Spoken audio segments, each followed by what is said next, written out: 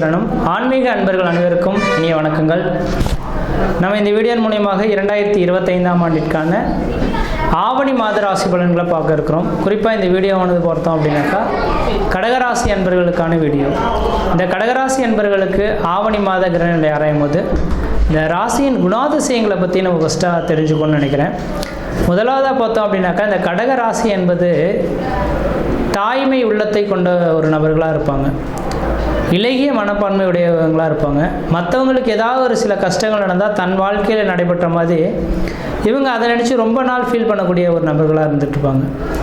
அப்போ இந்த சந்திரன் அப்படின்றது மனது காரகன் அப்படின்ற ஒரு காரணத்தினாலையும், சந்திரன் அப்படின்றது பார்த்திங்கன்னா தாய்மை உள்ளத்தை குறிக்கக்கூடிய கிரகம் அப்படின்றனால எப்பொழுதுமே இவங்க தனக்குன்ற ஒரு சில விஷயங்களை தேடி வச்சுக்கிறதுல சிறப்பான ஒரு நபர்களாக இருப்பாங்க. அதே நேரத்தில் தாய்மை உள்ளனா இவங்களுக்கு நிகர் இவங்க தான் அப்படின்ற சொல்லக்கூடிய அமைப்புங்க. தனக்கு வேணும்னு ஆசைப்பட மாட்டாங்க. தன்னை சுற்றி இருக்கக்கூடிய நபர்கள், தாய் தன் பிள்ளையை எப்படி பாதுகாத்து கொள்வாங்களோ அதேபோல் சமுதாயத்தில் இருக்கக்கூடிய மக்கள்களையும் அதே போல் பாவித்து நடக்கக்கூடிய ஒரு நபர்கள் யாருன்னாக்கா இந்த கடகராசி அன்பர்களாக இருந்துட்டு இருப்பாங்கன்றீங்க. ஆனால் இப்படிப்பட்ட இந்த கடகராசி அன்பர்களுக்கு கடந்த கால நிகழ்வுகள் அந்தளவுக்கு சிறப்பான அமைப்புகளாக இல்லை. கடந்த கால அமைப்புகள் அப்படின்னாக்கா கடந்த ஒரு 3 வருட காலமே சிறப்பான அமைப்புகளாக இல்லைன்னு தான் சொல்லணும். மிகப்பெரிய சோதனைக்கான காலகட்டங்கள், வறுமைக்கான காலகட்டங்கள், கடனுக்கான காலகட்டங்கள், பொருளாதார ரீதியான தடைகள், குடும்ப ரீதியான பிரச்சனைகள், வம்பு வழக்குகள், சட்ட சிக்கல்கள், கடன் தொந்தரவுகள் சந்திக்கக்கூடிய காலகட்டங்களாக உருவெடுத்திருக்கும். காரணம் என்ன அப்படின்னு கேட்டிங்கனாக்கா இந்த கடகராசி அன்பர்களின் வாழ்க்கையில் 7.5 சனி, அஷ்டம சனி காலகட்டங்கள் நடந்ததுனால மன அழுத்தங்கள் பெரிய லெவலில் பாதிப்பை கொடுத்துருக்குன்றீங்க. மன ரீதியாக கூட குழப்பம் அடைந்த நபர்களாக இந்த கடகராசி அன்பர்கள் இருந்திருப்பாங்க. ஆனால் அப்படிப்பட்ட இந்த கடகராசி அன்பர்களுக்கு கடந்த கால வாழ்க்கையை எண்ணி பார்க்க வேண்டாம். கடந்த மார்ச் மாதம் 29ஆம் தேதியிலிருந்து அஷ்டம சனி உங்களுக்கு விட்டு விலகிடுச்சு. இனிமேலுக்கு உங்களோட வாழ்க்கையில் ஏறுமுகத்துக்கான ஒரு காலகட்டம் தொடர ஆரம்பிச்சிருச்சு. ஆனால் அதுக்கு தகுந்த மாதிரி இந்த நேர காலங்களில் கிரக நிலைகளும் ஆடி மாதத்துக்கு பிறகு ராகு கேதுவின் பிடியிலிருந்து ஒவ்வொன்றா மீள போகுதுங்க. அப்போ இந்த கடகராசி என்பவர்களுக்கு தன்னோட ராசிநாதன் சொல்லக்கூடிய இந்த சந்திர பகவான் ராசிக்கு 11ஆம் இடத்தில் நல்ல வலிமை பெற்று உட்கார்ந்திருக்கார். சந்திரனார் 3-5 சொத்தைந்து 11 தனித்திருக்க மாடப்பா மந்திரங்கள் செய்வான் காலை மகத்தான வாதம் ஒரு வைத்தியமாம் பூரப்பா குடும்பம் அது விருத்தியாகும் குவளை 8 எதிரிக்கு மார்பில் ஆணி அப்படின்ற மருத்துவத்துறையில் சாதனை படிக்கக்கூடிய மாணவ செல்வங்களாக இந்த கடகராசியில் பிறந்த நபர்கள் இந்த நேரத்தில் இருப்பாங்க. எதிரிகளை வெல்லக்கூடிய ஒரு நபர்களாக இருப்பாங்க. இந்த நேர காலங்களில் குடும்பத்தில் ஒரு சுப நிகழ்வுகள் செய்யக்கூடிய ஒரு காலகட்டங்கள் உருவாகும். இந்த நேர காலங்களில் பண வருவாய்கள் அதிகரிக்கக்கூடிய காலகட்டம் உருவாகும். கடன் பிரச்சனைகளுக்கு ஒரு முற்றுப்புள்ளி வைக்கக்கூடிய காலகட்டமாக இந்த மாத காலகட்டம் உங்களுக்கு இருக்க போகுதுங்க. அதனால் நீங்கள் கவலை கொள்ள வேண்டாம். இந்த கடகராசி என்பவர்களுக்கு இந்த மாத காலகட்டங்கள் ஒரு சாதகமான ஒரு சூழல்கள் நிறைந்த ஒரு காலகட்டமாக இருந்துகிட்ருக்கு. அடுத்தது பார்த்தோம் அப்படின்னாக்கா இந்த கடகராசிக்கு நிரந்தரமான வேலை வாய்ப்பு இல்லாமல் தடுமாறிட்டு இருக்காங்க. எனக்குன்ற ஒரு மனிதனுக்கு அழகு நிரந்தரமான வேலை வாய்ப்பு. நிரந்தரமான வேலை வாய்ப்பே இல்லை அப்படின்னாக்கா இந்த மனிதனுக்கு அந்த அளவுக்கு சாத்தியமாக இருக்குமா அப்படின்னாக்கா கண்டிப்பாக கிடையாதுங்க. அப்போ நிரந்தரமான வேலைவாய்ப்பு இல்லாத நபர்களுக்கு 11ஆம் இடத்துல சந்திரன் இருக்கனால உங்களோட தகுதிக்கும் திறமையும் அறிந்து உங்களுக்கு வேலை வாய்ப்புகள் கிடைக்கக்கூடிய ஒரு மாத காலகட்டமாக இந்த மாதம் உருவாக போகுது. அதனால் இந்த மாத காலகட்டம் வேலைவாய்ப்பு இந்த காலகட்டங்கள் பொருளாதார ரீதியான வளர்ச்சிகளை சந்திக்கக்கூடிய காலகட்டங்கள்.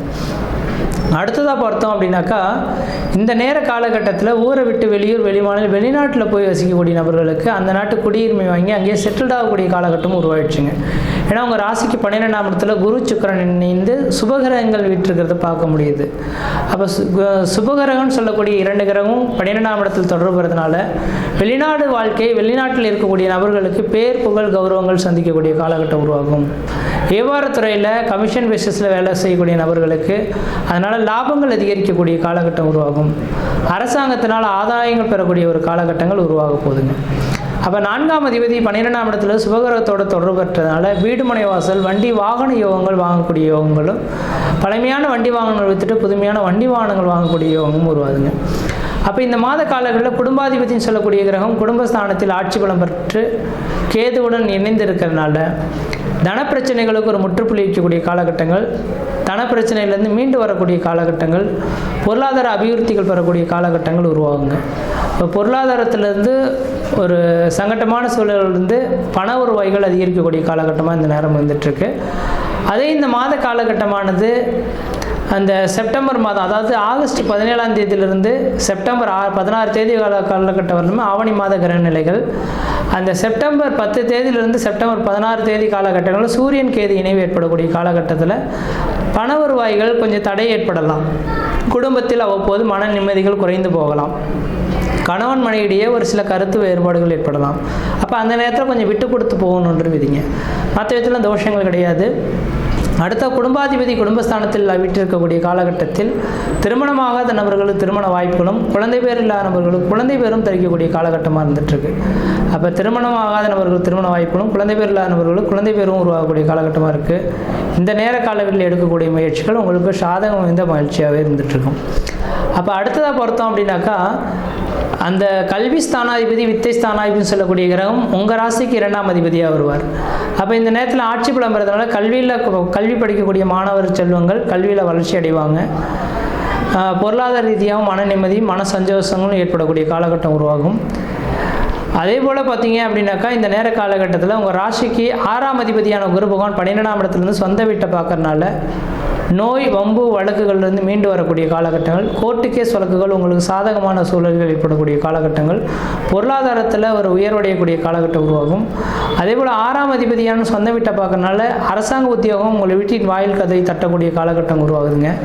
அதனால் இந்த நேர காலங்களில் அரசாங்க வேலைகளுக்கு முயற்சி எடுக்கக்கூடிய நபர்களுக்கு அரசாங்க உத்தியோகம் கிடைக்கக்கூடிய காலகட்டங்கள், திருமணமாகாத நபர்கள் திருமண வாய்ப்புகள், குழந்தை பேர் இல்லாத நபர்கள் குழந்தை பேர் உருவாகிறது, குடும்பத்தில் ஒரு சுப நிகழ்வுகள் சுபகாரியங்கள், அழியா சொத்து சேர்க்கைகள், வீடுமனை வாசல் வாங்குவது, கட்டுவது, குடிபெயர்ந்து குலதெய்வத்துக்கு செய்ய வேண்டிய சடங்குகள் செய்கிறது, இது மாதிரியான சுப நிகழ்வுகள் ஏற்படக்கூடிய ஒரு காலகட்டமாக இருக்குது. அதேபோல் 8ஆம் இடத்துல ராகு இருக்கிறது அந்தளவு விசேஷம் கிடையாது. 8ஆம் இடமானது அடிவயிறு சம்பந்தப்பட்ட பிரச்சனையை கொடுக்கும். அப்போ சாப்பாடு உணவுப் பொருட்கள் மட்டும் துரித உணவுகளை சாப்பிடக்கூடாது. அன்னைக்கு சமைச்சு அன்னைக்கே சாப்பிடக்கூடிய உணவுகளாக இருக்கணும். ஸ்டாக் வச்சு சாப்பிடக்கூடிய உணவுப் பொருட்கள் கண்டிப்பாக பாக்கெட்டில் அடைக்கப்பட்ட உணவுகள்லாம் சேர்க்கக்கூடாது. அடிவயிறு சார்ந்த பிரச்சனைகள் வரலாம். அல்லது ஒரு சிலர் சாப்பிடாமலே இருந்து அல்சர் சம்மந்தப்பட்ட கம்ப்ளைண்ட் வரலாம். அதனால் இந்த நேர காலங்களில் சாப்பாடு விஷயத்தில் மட்டும் கவனமாக இருந்தீங்கன்னா போதுமானது. அடுத்தா பார்த்தோன்னாக்கா, உங்கள் ராசிக்கு 9ஆம் இடத்துல சனி பகவான் இருக்கிறது தந்தை வழி சொத்து சுகத்தினால ஆதாயங்கள் ஏற்படக்கூடிய காலகட்டமாக இருக்குது. தந்தைக்கும் உங்களுக்கும் ஒரு சாதகமான சூழல்கள் ஏற்படக்கூடிய காலகட்டமாக இருக்குது. இப்போ தந்தை வழி சொத்துல ஏதோ பிரச்சனைகள் இருந்தால் இது இந்த நேர காலங்களில் கோர்ட்டு கேஸ் வழக்குகள் உங்களுக்கு சாதகமாக இருக்கும். அடுத்து சந்திரன் 11ஆம் இடத்துல இருக்கிறாங்க. நிறைந்த செல்வம் பெற்ற நபர்களாக இருப்பீங்க. என்றைக்கோ செய்த உதவிக்கு இந்த நேரத்தில் சன்மானம் கிடைக்கக்கூடிய காலகட்டங்கள் உருவாகுதுங்க. எதிரிகள் எல்லாம் வெல்லக்கூடிய காலகட்டங்கள். குரு சுக்கிரன் 12ஆம் இடத்துல திறந்ததுனால குடும்பத்தில் ஏதோ ஒரு சுப நிகழ்வுகள் 4 பேர் அழைத்து விழுந்து படைத்து மன நிம்மதியை பெறக்கூடிய ஒரு காலகட்டமாக இருந்துகிட்ருக்கு. அதனால் இந்த ஆவணி மாத கிரகநிலையானது கஷ்டங்கள் நீங்கி வளர்ச்சி பெறக்கூடிய ஒரு மாதமாக இருந்துகிட்ருக்கு. இந்த மாத காலகட்டத்தை சரியாக பயன்படுத்திங்கன்னா வாழ்க்கையில் வெற்றி பெறத்துக்கான வாய்ப்புகள் இருக்குது. இந்த மாத காலகட்டத்தில் நீங்கள் வழிபடக்கூடிய தெய்வம் எதுன்னு பார்த்தீங்கன்னாக்கா, பிரதோஷ காலகட்டத்தில் நந்தி பகவானுக்கு 1 லிட்டர் பால் ஒரு முழம் முல்லைப்பூ வாங்கி கொடுத்து அர்ச்சனை செய்வதன் விளைவாக இந்த மாத காலகட்டத்தில் பணம் பிரச்சனையிலிருந்து மீண்டு பொருளாதார அபிவிருத்திகள் பெறக்கூடிய ஒரு காலகட்டம் உருவாகும். அதனால் இந்த மாத காலகட்டத்தில் எந்த விதத்தில் நீங்கள் முயற்சி எடுக்கிறீங்களோ அந்தளவுக்கு வளர்ச்சி பெறக்கூடிய ஒரு மாத காலகட்டமாக இருக்குது. முயற்சி எடுத்து பாருங்கள், கண்டிப்பாக வெற்றி பெறுவீங்கள். நன்றி, வணக்கம்.